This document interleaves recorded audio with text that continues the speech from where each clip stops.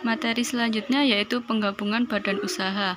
Penggabungan badan usaha adalah penyatuan entitas-entitas usaha atau penggabungan suatu perusahaan dengan satu atau lebih perusahaan dan ke dalam satu kesatuan ekonomi sebagai upaya untuk memperluas usaha.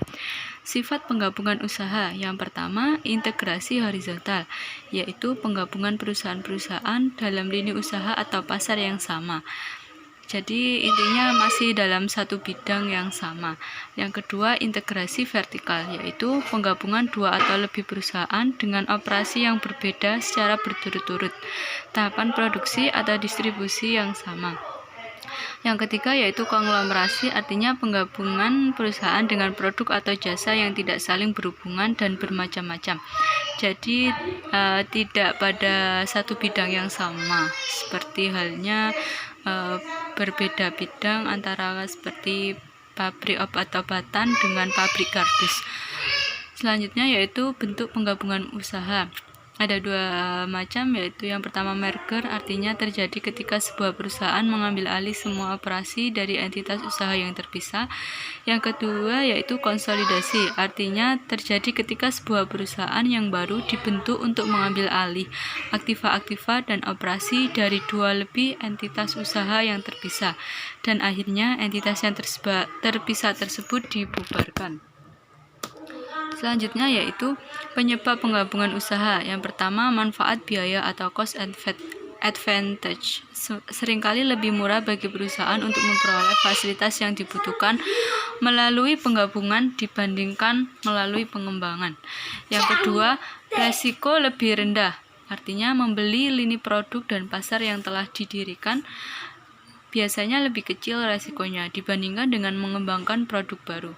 Yang ketiga, penundaan operasi pengurangan, artinya fasilitas pabrik yang diperoleh melalui penggabungan usaha dapat diharapkan untuk segera beroperasi. Yang keempat, mencegah pengambil alihan, yaitu beberapa perusahaan bergabung untuk mencegah pengakuisisian di antara mereka. Selanjutnya, akuisisi harta tidak berwujud, yaitu penggabungan usaha melibatkan penggabungan sumber daya tidak berwujud maupun berwujud. Yang terakhir yaitu alasan-alasan lain selain untuk memperluas perusahaan mungkin memilih penggabungan usaha untuk memperoleh manfaat dari segi pajak dan lain-lain.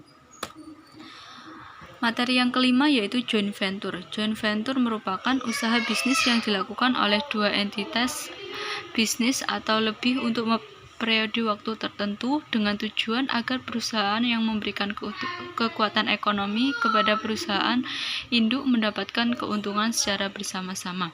Karakteristik joint venture. Yang pertama, kekuasaan dan hak suara didasarkan pada banyak saham masing-masing perusahaan. Yang kedua, perusahaan baru yang didirikan oleh beberapa perusahaan lain secara bersama-sama. Yang ketiga, hak dan kebebasan dalam bereksistensi dan kebebasan masing-masing bagi perusahaan pendiri joint.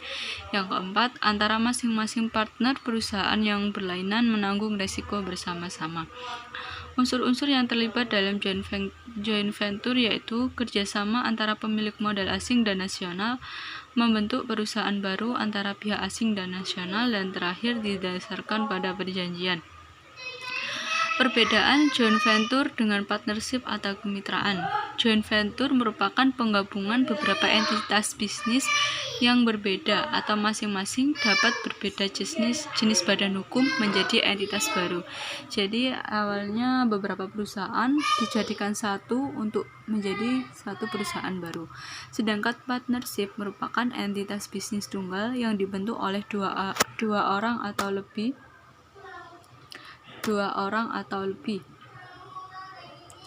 Jadi kalau partnership itu lebih ke satu perusahaan. Memang awalnya satu perusahaan cuma didirikan oleh dua orang atau lebih. Contoh joint venture yaitu Asus dan Gigabyte dalam produksi perangkat keras untuk komputer, dan PT Pusri dengan NPCI dalam melakukan kerjasama usaha pabrik pupuk, dan lain-lain. Motivasi ekonomi yang mendasari ventura bersama yaitu motif untuk memenuhi kebutuhan sendiri, seperti halnya mencari laba, motif untuk memperoleh keuntungan seperti yang saya jelaskan tadi, motif untuk memperoleh penghargaan. Selain untuk memperoleh laba, juga untuk memperoleh penghargaan baik dari pemerintah, dari masyarakat luar ataupun lainnya. Dan yang terakhir untuk memperoleh kekuasaan sosial. Karena semakin berkembang perusahaan tersebut, maka kekuasaan seseorang, individu atau kelompok pun akan semakin meningkat. Kelebihan dan kekurangan joint venture. Kelebihan, sekutu lokal lebih memahami tentang keadaan lingkungan, di mana perusahaan joint venture didirikan seperti adat istiadat, lembaga kemasyarakatan, dan lain-lain. Sekutu lokal mungkin memiliki teknologi yang cocok untuk lingkungan setempat. Akses ke pasar modal negara tuan rumah dapat dipertinggi oleh hubungan dan reputasi sekutu lokal. Sedangkan kekurangan joint venture yaitu jika salah dalam memiliki sekutu, maka akan meningkatkan resiko politik yang dihadapi. Jadi sekutu yang dipilih jika salah pilih maka akan berakibat fatal pada resiko politik juga.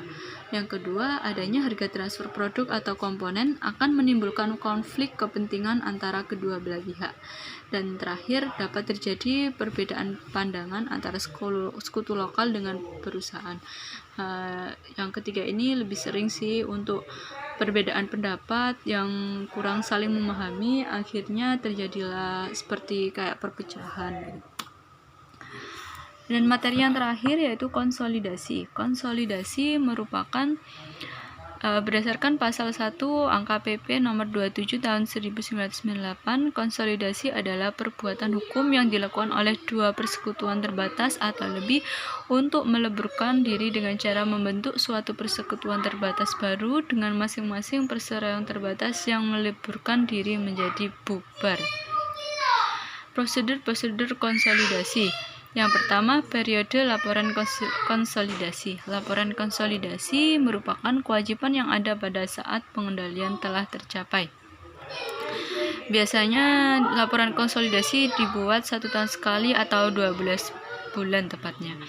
Yang kedua, transaksi antar perusahaan, yaitu laporan konsolidasi menggambarkan kesatuan entitas induk dan entitas anak yang dalam operasi sehari-harinya adalah entitas yang terpisah.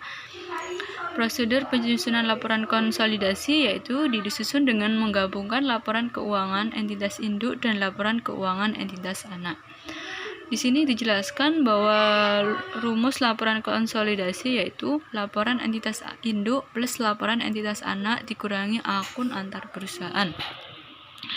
Tujuan laporan konsolidasi yaitu agar dapat memberikan gambaran yang objektif dan sesuai atas keseluruhan posisi dan aktivitas dari satu perusahaan yang terdiri atas jumlah perusahaan yang berhubungan institusi, di mana laporan konsolidasi keuangan diharapkan tidak boleh menyesatkan pihak-pihak yang berkepentingan dan harus didasarkan pada substansi atas ekonomi. Jadi laporan konsolidasi diharapkan real, sesuai kenyataan, dan tidak boleh menyesatkan atau berkesinambungan. Manfaat laporan konsolidasi yaitu untuk kepentingan jangka panjang. Efek anak perusahaan terhadap induk, memberikan informasi terkini bagi manajemen induk perusahaan terhadap anak perusahaan. Yang ketiga, kepentingan informasi pihak luar, yaitu seperti halnya investor luar yang ingin berinvestasi kepada perusahaan, jadi itu sangat berguna bagi pihak luar. Dan keterbatasan laporan keuangan konsolidasi. Metode penyusunan laporan konsolidasi yang pertama, ada dua metode. Yang pertama yaitu metode ekuitas.